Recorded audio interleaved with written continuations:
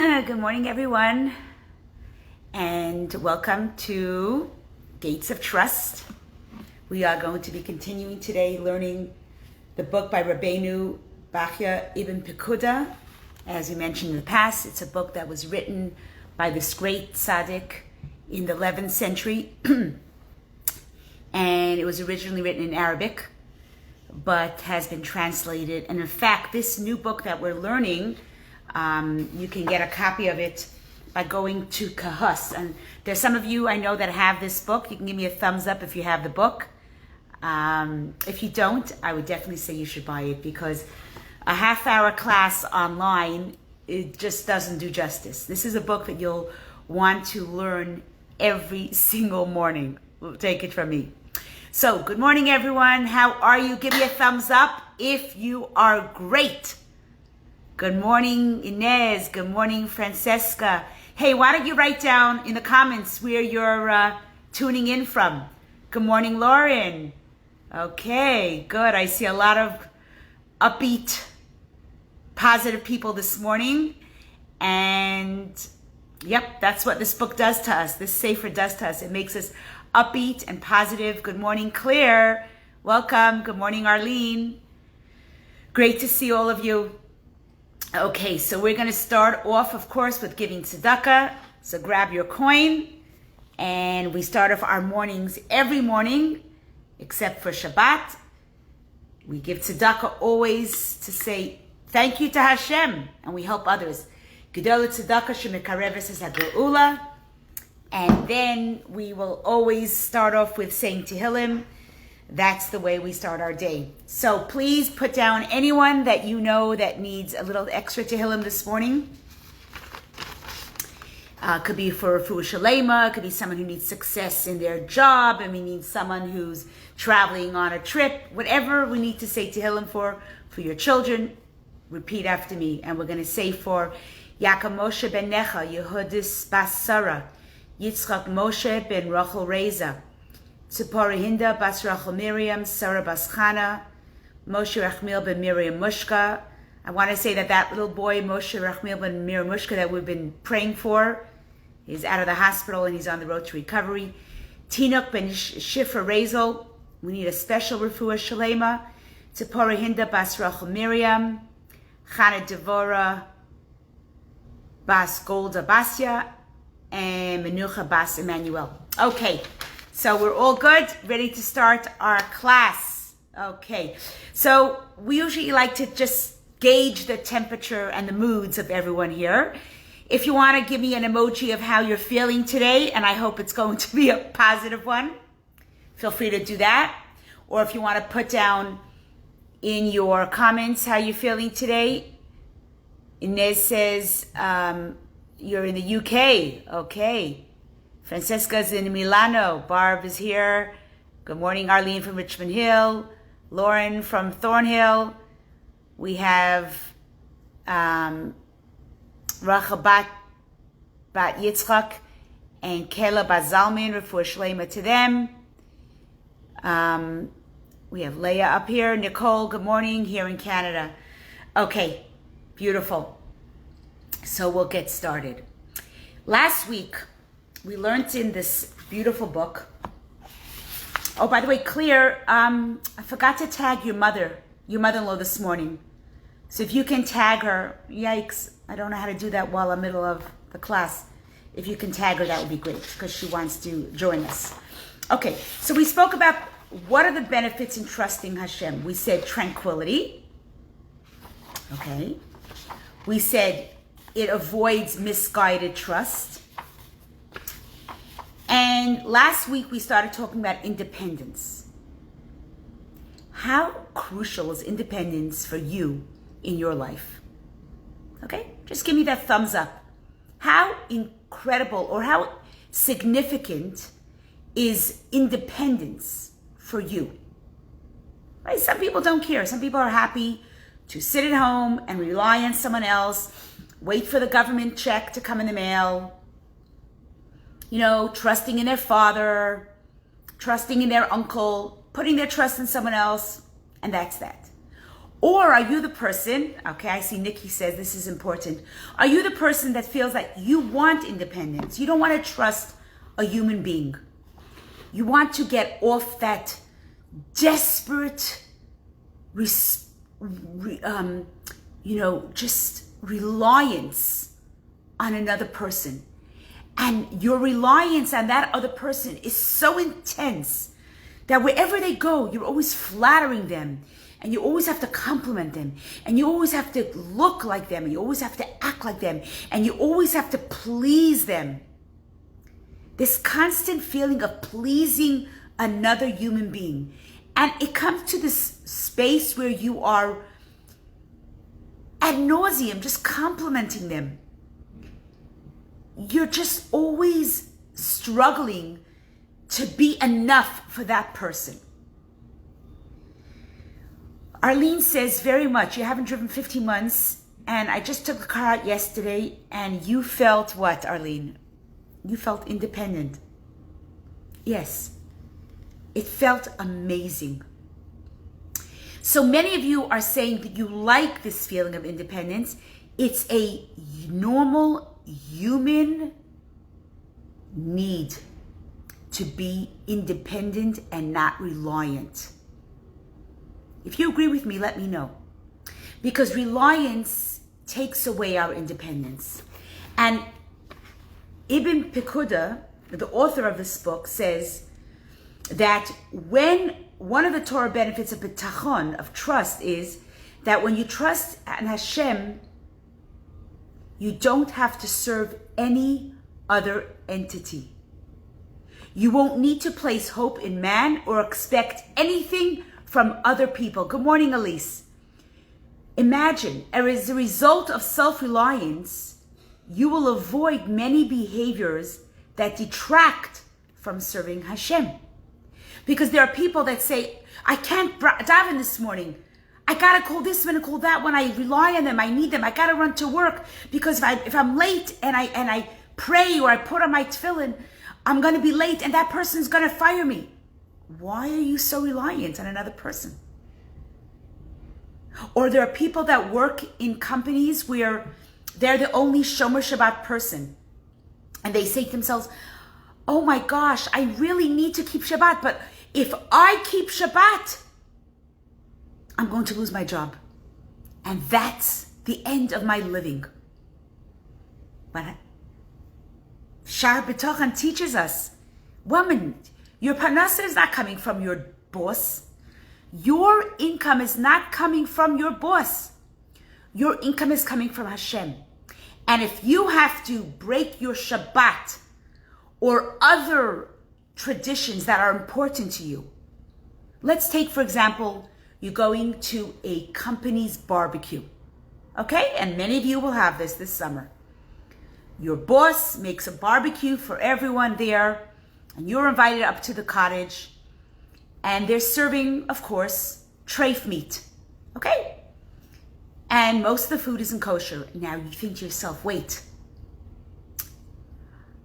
if I don't eat at this barbecue, I am going to come across as ungrateful. And my job is reliant on me being very, very flattering and gracious and grateful to my boss. So if I don't eat, I might lose my job. And suddenly, your standards in Judaism are falling because you suddenly feel reliant on that boss. But Shaar Habitachon is telling us, if you trust in Hashem, just keep your values. And you and I know hundreds and hundreds of people that leave early before Shabbat in the winters and they say, sorry boss, we spoke about it before I got this job. I keep Shabbat, I gotta leave early. And some of your coworkers are gonna roll their eyes and they're gonna go, oh, there she goes again, leaving early. But you made this as one of the prerequisites before you got the job, that you have to leave early in the winter days.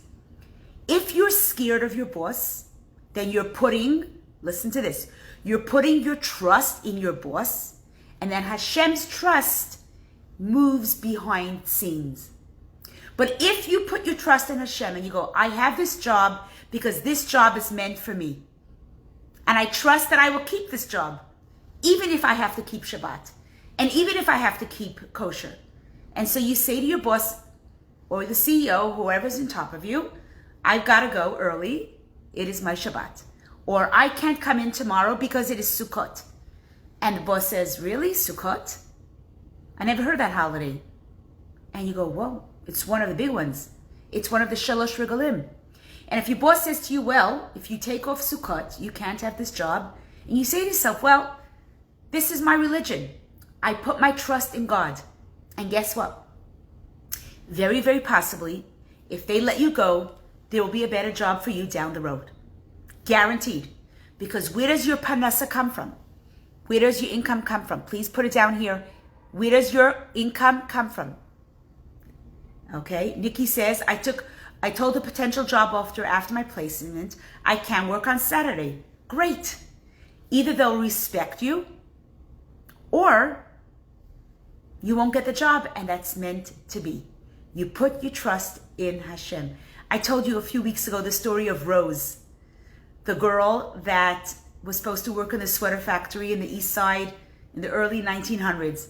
And because she promised her parents that she was going to keep Shabbat, she wasn't in the factory, the sweater factory, that burnt down to the ground. Her life was spared because she trusted in God to give her an income. There's hundreds of stories, and it's about meditating. And I'd like everyone right now to close your eyes for a second. I want you to breathe in. And as you breathe in, say, I trust in God. I put my total trust in Hashem. That everything that is going to happen today will be because Hashem wants it so. And nothing can happen to me unless God wills it. And then just let out all your frustration, all your anxiety, all your hopelessness.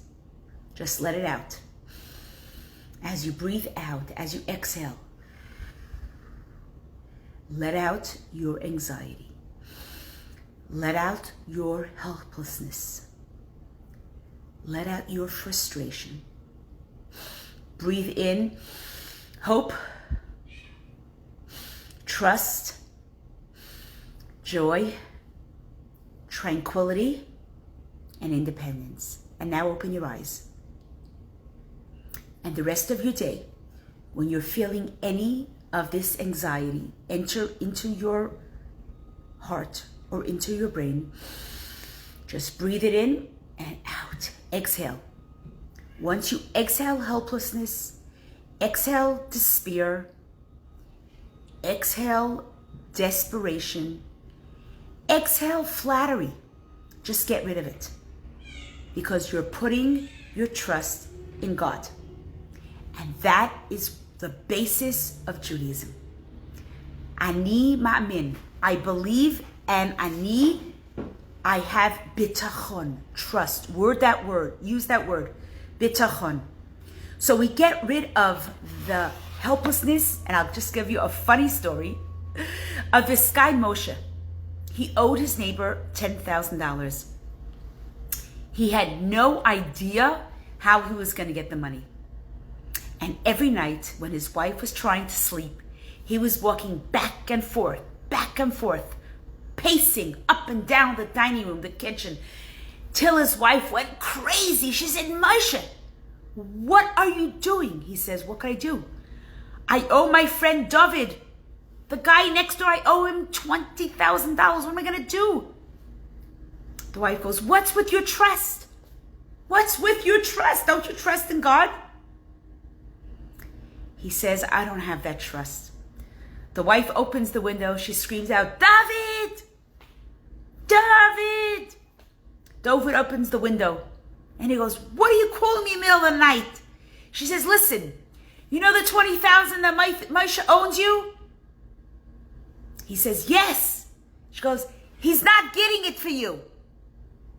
She closes the window and she goes back to bed and she goes, Moshe, now let David pace up and down the floor. You go to sleep.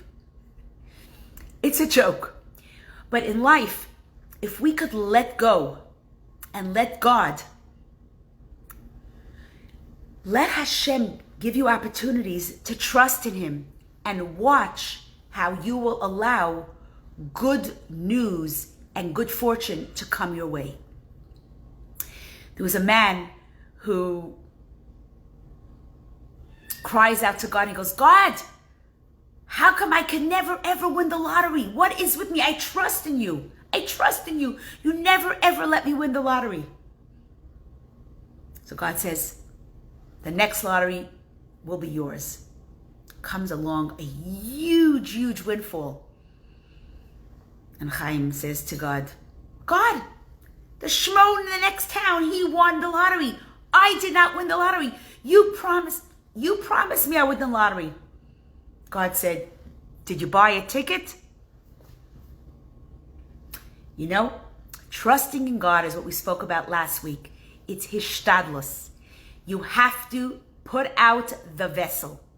So when I talk to you about trust, I'm not saying that we can just sit around in bed all day and trust in God. We have to make the vessel. You have to go out there and work, but you can't compromise on your values and learn to trust in God, but don't put your trust in man. And that's what independence in this book talks about. Your wealth is transient, but God is constant.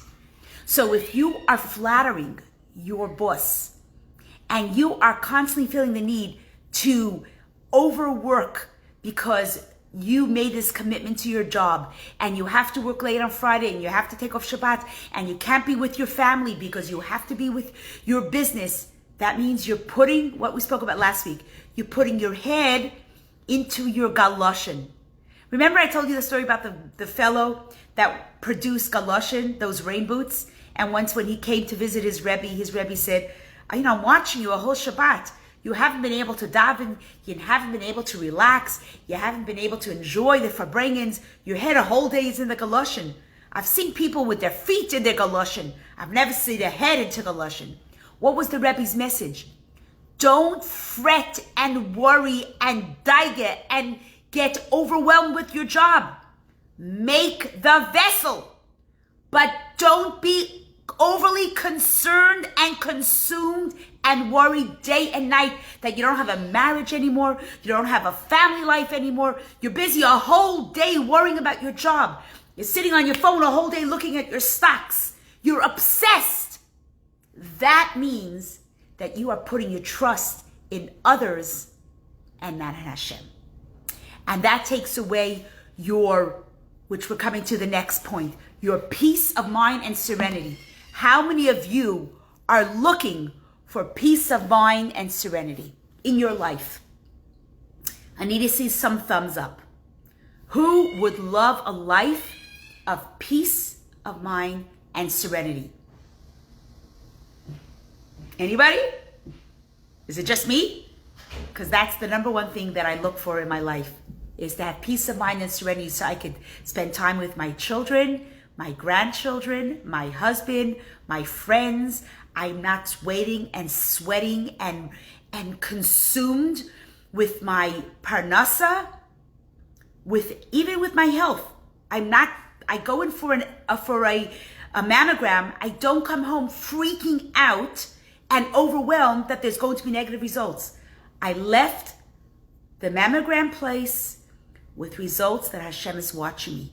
Okay, so I'm seeing a lot of people who are eager and interested to learn how we can access peace of mind and serenity. So here we are learning with Rabbi Pekadia, for those of you who are just joining.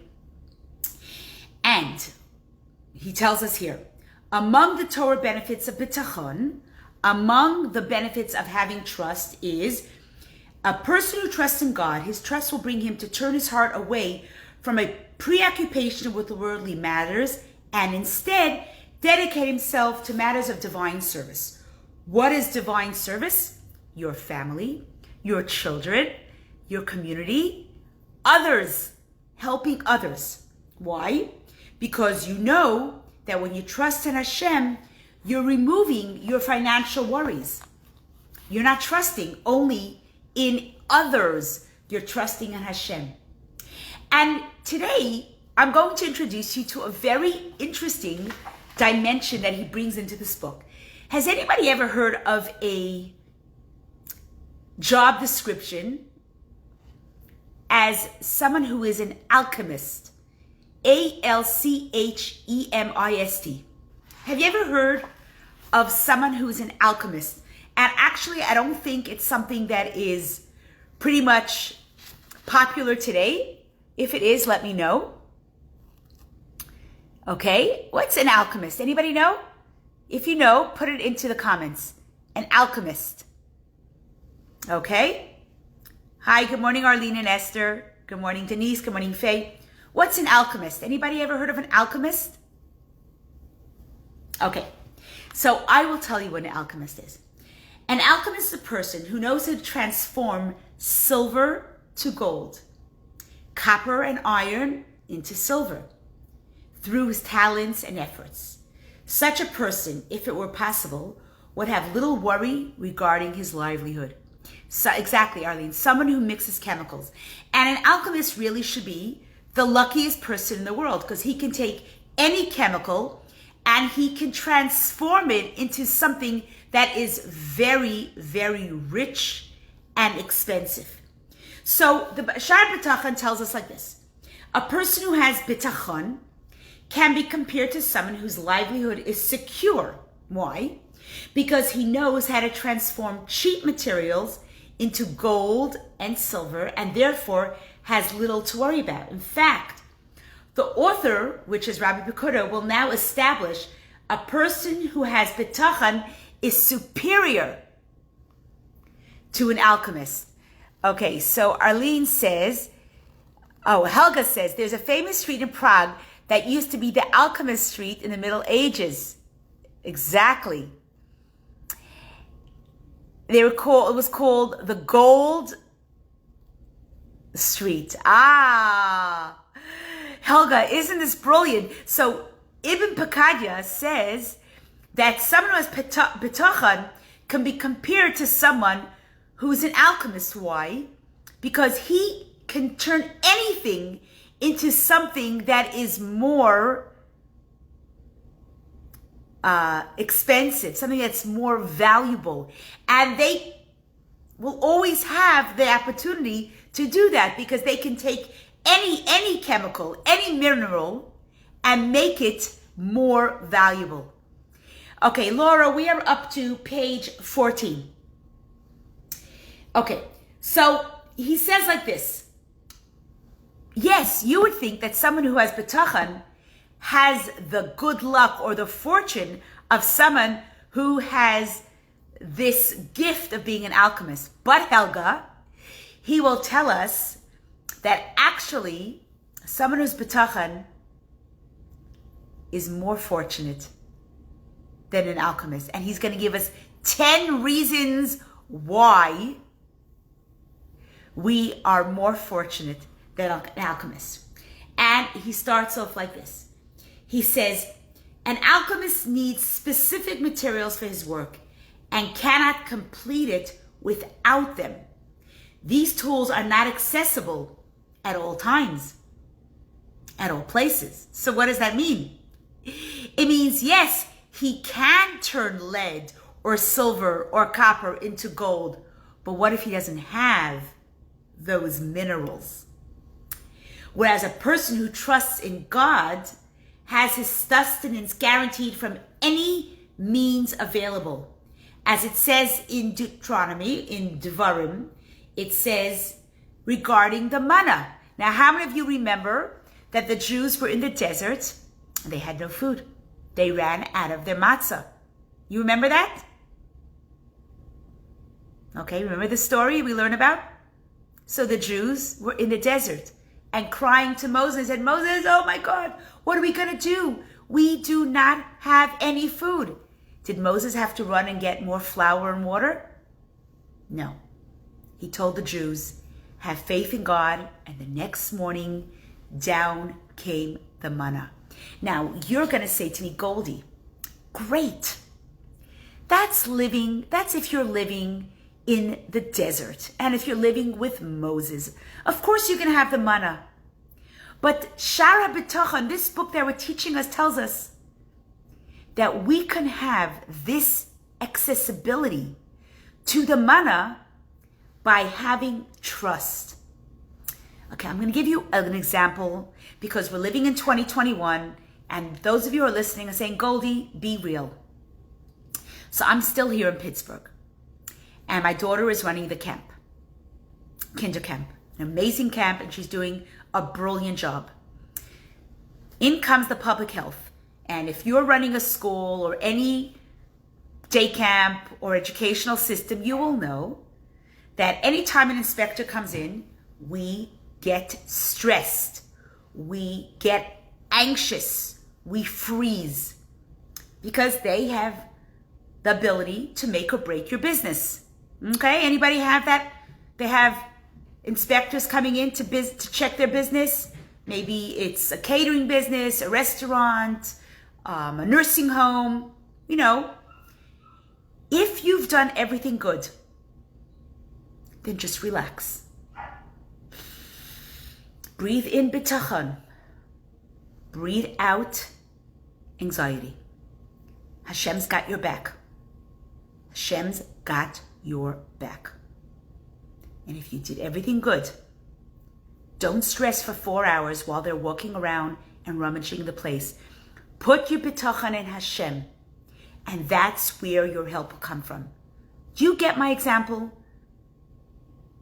You get what I'm saying? Can you give me a thumbs up if you get it? Give me a like if this resonates with you. You're sitting in a hospital, you're waiting for results. Breathe in bitachon. Exhale anxiety. Focus on your trusting in Hashem, and put your bitachon in God alone. The doctors are God's messengers. They are not God. One of my friend's little boys, Tino Ben Shifra Rezel, who needs a refuah shlema, is in the hospital. And as he's going to get better, and as he's bringing better results, and the doctors are giving the mother good news, she is putting her trust solely in Hashem. She knows the doctors are her messengers, but she's putting her trust in Hashem because she knows Hashem is the ultimate doctor. And I know many of you are twirling your eyes and rolling your eyes and saying, Goldie, you're naive. No, I'm not. I am putting my trust in God who created me, created you, created the world. He is the ultimate creator, and He is in charge of every single thing that runs in this world. If you wanted to trust in others, you can. But at that moment, you're removing the hashgacha pratis from you and putting the hashgacha in others. So in the sefer that we're learning, he says, even if an alchemist were successful, he still needs certain materials which is not always available in order to support himself. Whereas a person who relies in God is not limited at all by any technical difficulty, because God can provide him with livelihood from any source in the world. Therefore, a person who has bitachon can feel even more relaxed and free from worry than the alchemist, because the former's livelihood is much more secure. In the desert, the Jews were not sustained by God in the usual way through consumption of regular food. Instead, He sustained them by providing the manna, which fell freely from the heaven. This illustrates that God is not limited in the natural order. Rather, He can provide for us in any manner.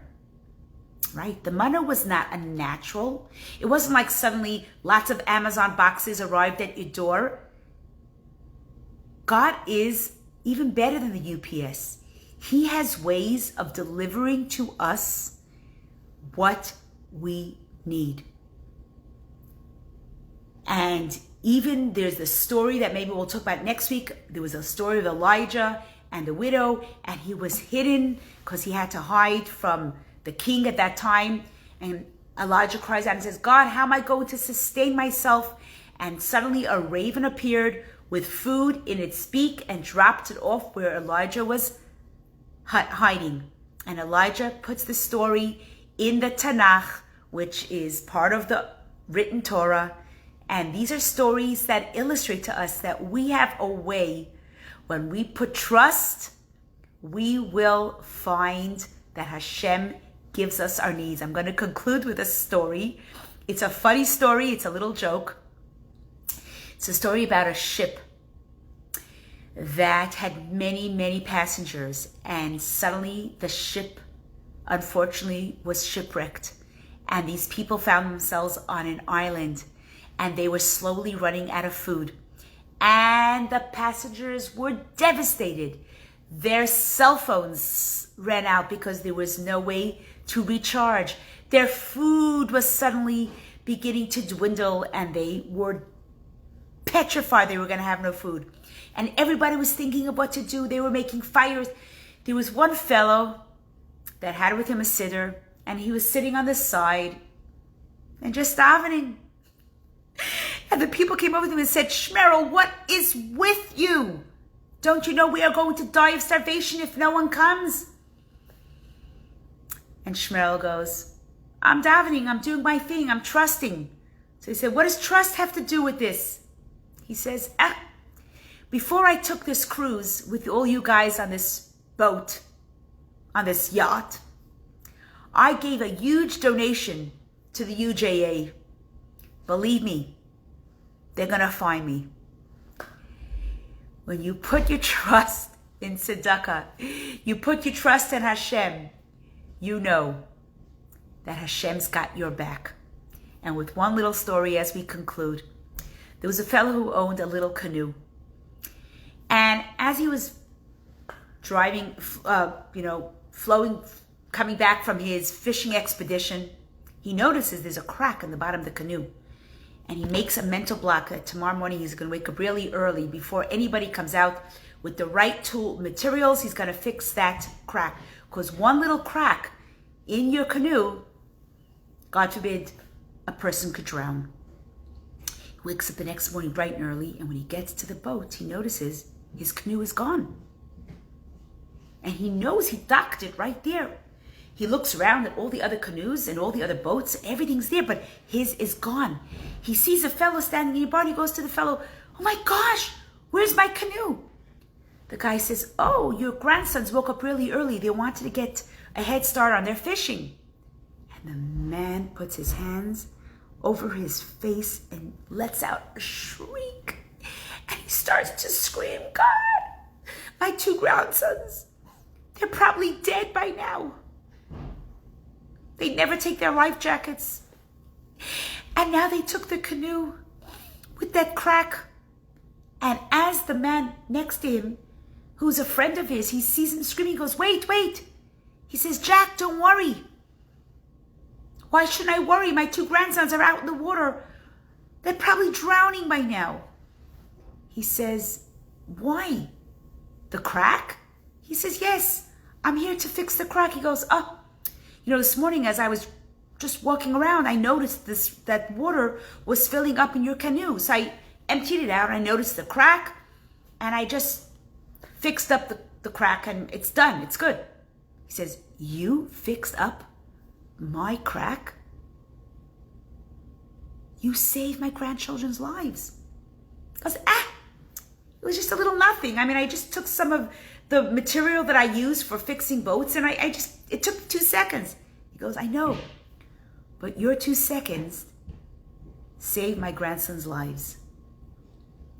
Sometimes Hashem sends us little friends that just fix up a little canoe and a little crack, but that makes all the difference. We have to put our trust in Hashem. I want you all to have a week of trust, Habitachon.